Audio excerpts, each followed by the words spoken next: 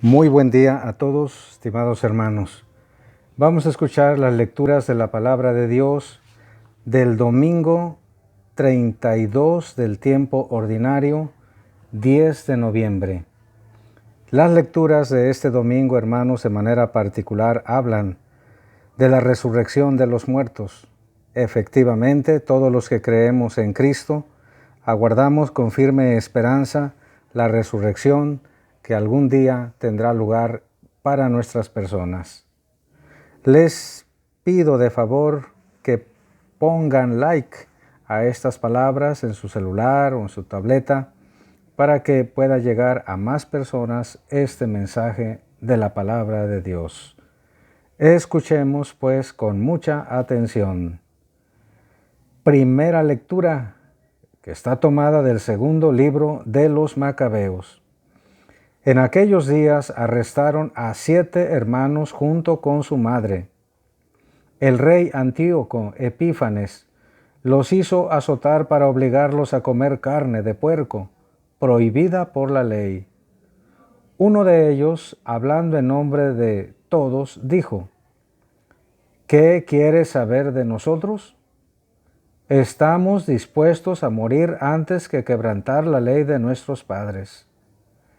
El rey se enfureció y lo mandó matar. Cuando el segundo de ellos estaba para morir, le dijo al rey: Asesino, tú nos arrancas la vida presente, pero el Rey del universo nos resucitará a una vida eterna, puesto que morimos por fidelidad a sus leyes. Después comenzaron a burlarse del tercero. Presentó la lengua como se lo exigieron. Extendió las manos con firmeza y declaró confiadamente: de Dios recibí estos miembros y por amor a su ley los desprecio, y de Él espero recobrarlos. El rey y sus acompañantes quedaron impresionados por el valor con que aquel muchacho despreciaba los tormentos. Una vez muerto éste, sometieron al cuarto a torturas semejantes. Estando ya para expirar, dijo: vale la pena morir a manos de los hombres, cuando se tiene la firme esperanza de que Dios nos resucitará. Tú, en cambio, no resucitarás para la vida. Palabra de Dios. Te alabamos, Señor. Del Salmo 16. Al despertar, Señor, contemplaré tu rostro. Señor, hazme justicia y a mi clamor atiende. Presta oído a mi súplica, pues mis labios no mienten. Mis pies en tus caminos se mantuvieron firmes. No tembló mi pisada. A ti mi voz elevo, pues sé que me respondes. Atiéndeme, Dios mío, y escucha mis palabras. Protégeme, Señor, como a las niñas de tus ojos. Bajo la sombra de tus alas escóndeme, pues yo, por serte fiel, contemplaré tu rostro y, al despertarme, espero saciarme de tu vista. De la segunda carta del apóstol San Pablo a los tesalonicenses. Hermanos, que el mismo Señor nuestro Jesucristo y nuestro Padre Dios, que nos ha amado y nos ha dado gratuitamente un consuelo eterno y una feliz esperanza, conforten los corazones de ustedes y los dispongan a toda clase de obras buenas y de buenas palabras.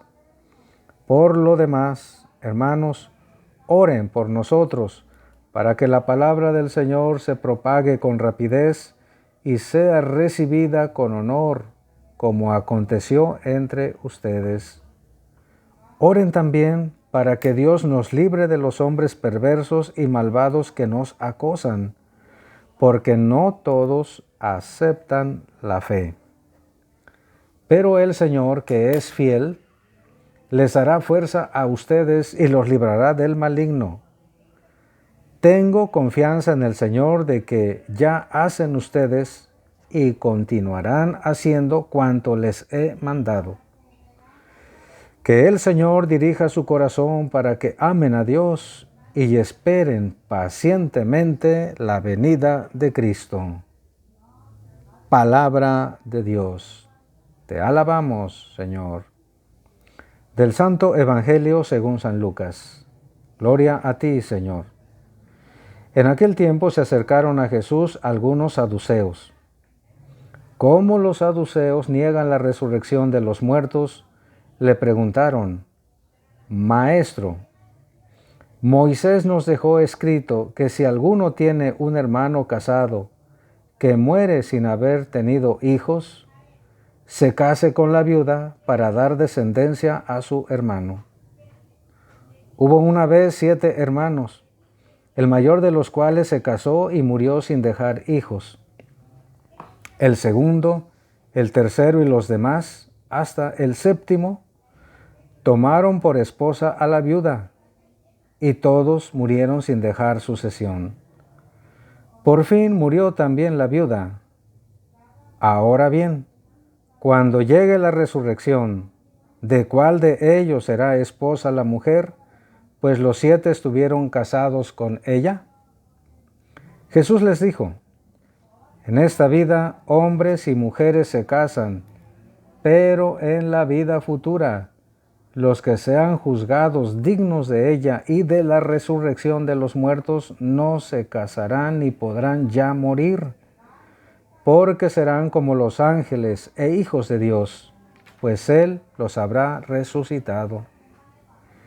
Y que los muertos resucitan, el mismo Moisés lo indica en el episodio de la zarza cuando llama al Señor Dios de Abraham, Dios de Isaac, Dios de Jacob. Porque Dios no es Dios de muertos, sino de vivos, pues para Él todos viven. Palabra del Señor. Gloria a ti, Señor Jesús. La lectura del Santo Evangelio, hermanos, que hemos escuchado, habla de un grupo de personas que negaban la resurrección de los muertos. Definitivamente no creían que hubiera resurrección de los muertos. Por eso se presentan ante Cristo los saduceos, así se llamaba este grupo, para presentarle un caso hipotético, según ellos para dejar en ridículo a Cristo sobre su enseñanza en relación a la resurrección de los muertos. Estos saduceos formaban un partido político y religioso dentro del judaísmo, que duró hasta el año 70, año en que fue destruido el templo de Jerusalén. Estas personas pertenecían sobre todo a las grandes familias sacerdotales y a los aristócratas laicos. Fíjense nada más, muchos de los saduceos eran sacerdotes, no creían en la resurrección de los muertos. Josefo, un historiador judío, los califica como europoroi. Euporoi quiere decir ricos. Estos eran distintos de los fariseos. Los fariseos eran estrictos observantes de la ley, pero los saduceos adoptaban una actitud más libre, más laica, como se dice actualmente, light, en relación a la religión. Aceptaban las costumbres de los griegos cuando nacieron en el siglo II antes de Cristo. Se adaptaban siempre al poder del momento. En los evangelios, la clara impresión de que en la época de Jesús eran los fariseos los que gozaban de una gran influencia en el pueblo. Estos saduceos, en cambio, se nombran pocas veces. Parece que al estar menos en contacto con la gente del pueblo, tuvieron al principio menos conflictos con Jesús que los fariseos. Pero pronto, después se pusieron de acuerdo con los fariseos en su odio y rechazo a Cristo. De hecho, al final de la vida de nuestro Señor Jesucristo, los saduceos ya empezaron a ocuparse más en Él, a fijarse en su doctrina. Por último, el sumo sacerdote Caifás era precisamente un fariseo, un saduceo. Y este Caifás, del partido saduceo, juega un papel fundamental en la condenación a muerte de nuestro Señor Jesucristo. Pues estos sujetos, enemigos de la doctrina de la resurrección, le presentan el caso de una mujer que se casó con 7 hermanos y con ninguno de ellos tuvo hijos. Por eso le preguntan en tono hiriente, queriendo dejar en ridículo a Cristo: cuando sea la resurrección de los muertos, como diciendo, cuando sea esa que tú llamas resurrección, que según va a suceder, a ver, ¿de quién va a ser en el cielo esposa si estuvo casado con los 7, casada con los 7? Y entonces nuestro Señor Jesucristo aclara que en la vida eterna no serán las cosas como en la vida presente, donde hombres y mujeres se casan y tienen hijos. En la vida eterna, los que sean juzgados dignos de ella, no todos. Allí no hay matrimonios, ya no hay muerte. Todos son los que están en el cielo como ángeles e hijos de Dios, porque habrán precisamente resucitado. Y luego cita precisamente otro texto de la Sagrada Escritura para insistir que hay resurrección de muertos. En el episodio de la zarza, Dios le dice a Moisés que Él es el Dios de Abraham, el Dios de Isaac, el Dios de Jacob, porque ante el Señor todos están vivos. No hay muertos en la presencia del Señor. Así que, muertos para este mundo o vivos aún en este mundo, todos están vivos o estamos vivos en la presencia del Señor. La resurrección, hermanos, forma parte fundamental de la fe cristiana. No podemos entender el cristianismo, nuestra fe católica, sin resurrección. Bien lo decía el apóstol: si Cristo no hubiera resucitado, vana sería nuestra fe. Si Cristo no hubiera resucitado, en balde estaríamos creyendo, celebrando la misa, recibiendo los sacramentos, haciendo oración, haciendo obras de misericordia. Claro que Cristo cumplirá lo que promete: vida eterna para sus seguidores. Esta creencia en la resurrección de los muertos la encontramos también muy marcada en el segundo libro de los Macabeos que escuchamos como primera lectura. El contexto es el siguiente: los griegos llegaron a Tierra Santa antes que los romanos y buscaron imponer todo: su cultura, su religión, su idioma, sus costumbres. En particular se habla de Antíoco IV, conocido como Epífanes. Antíoco Epífanes, dice la primera lectura. Este hombre era el segundo hijo de Alejandro el Grande. Pretendía unir a todos los súbditos bajo un solo idioma, una sola ley, una sola religión, y por eso se ganó la enemistad y el odio de los judíos. En todos los escritos judíos en que se habla de él, Antíoco Epífanes, se le trata con desprecio, se le tacha de inmoral. Su campaña le hizo intervenir en Jerusalén, donde 2 hermanos, llamado uno Jasón y el otro Onías, querían ser el sumo sacerdote. Pero como uno de ellos, el llamado Jasón, se inclinaba más hacia las costumbres de los griegos, Antíoco Epífanes lo prefirió como sumo sacerdote. De plano, este rey impío llegó a decretar la pena de muerte para todo aquel judío que se rehusara a cumplir con lo que él ordenaba. abandonar su fe, creer en los dioses griegos, abandonar su idioma, abandonar sus costumbres, etc. Esta primera lectura nos narra la muerte de 7 hijos y una madre que son detenidos por el rey. Todos los jóvenes son ejecutados por ser fieles a la ley de Dios. La razón es que ellos confían plenamente en la resurrección futura. Es lo que ha recalcado el Santo Evangelio. Claro que vale la pena morir como mártires de Cristo ahora. Y en nuestra vida hemos oído hablar de muchos santos que han preferido la muerte a renegar de su fe, a renegar de Cristo. Son los mártires. Los mártires existen desde el Antiguo Testamento.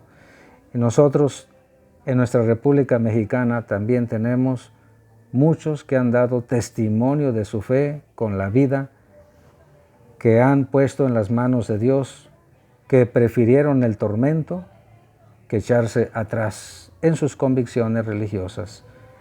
Por último, el apóstol San Pablo en la segunda carta a los tesalonicenses los invita a confortarse y a hacer oración.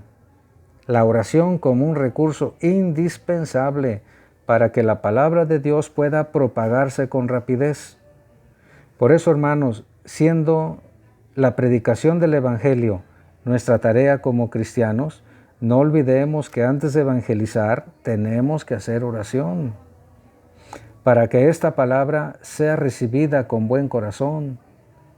Dice San Pablo, así como ustedes, los tesalonicenses, la recibieron con todo el corazón.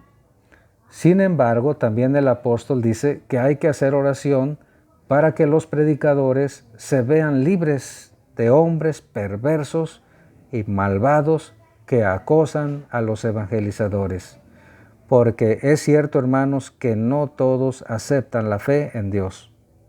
Conocemos a muchas personas, a veces cercanas a nosotros, verdaderamente alejadas de Dios, que cuando uno les habla de Dios, de los sacramentos, hasta se enojan, se molestan, se ponen bravos, se ponen iracundos, hasta le dejan de hablar a los que les predican. ¿Qué dice San Pablo? Oremos por aquellos para que se vean libres de las acechanzas, de las injurias. Sin embargo, como bien sabemos, el martirio es una posibilidad en la vida de los creyentes. Que los santos mártires que han dado su vida para dar testimonio de nuestra fe, intercedan por cada uno de nosotros y que la resurrección al final de los tiempos sea para nosotros motivo de gloria, de bendición, de alegría. Que en el juicio final, Cristo, nuestro Señor, en quien creemos y confiamos, nos ponga a la derecha para que recibamos el premio de la bienaventuranza eterna, el cielo. Que el Señor te diga a ti, hermano, nos diga a todos, vengan benditos de mi Padre, tomen posesión del reino preparado para ustedes desde la creación del mundo. Amén. Con gusto les doy la bendición.